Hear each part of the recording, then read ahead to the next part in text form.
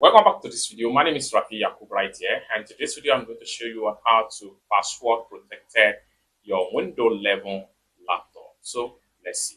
Alright, so the very first thing you want to do is to simply come down below right here, click on your start menu, and this is going to pop up. Next thing you want to do is simply go to settings, click on that, they take you right here. Next thing you need to do is to simply go to accounts.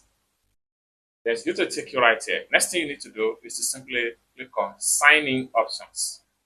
It's going to take you right here. Next thing you need to do is to simply click on password. Then come down below here, click on add. It's going to pop up like so. Next thing you need to do is to simply come to the top right here, enter a new password.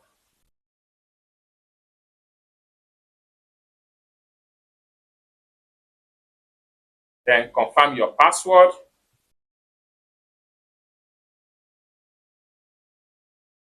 Then you can enter int.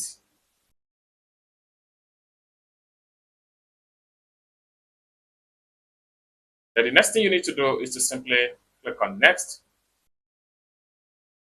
Then it takes you right here. Next thing you need to do is to simply click on finish. It's as simple as that. So basically, this is how to password protect your Windows 11 PC. I hope you really got value for this video. If you find this video useful, give this video a big like, and also remember to subscribe to the channel for more useful tutorial like this. Thank you so much for watching, and I hope to see you in my next video. Bye for now.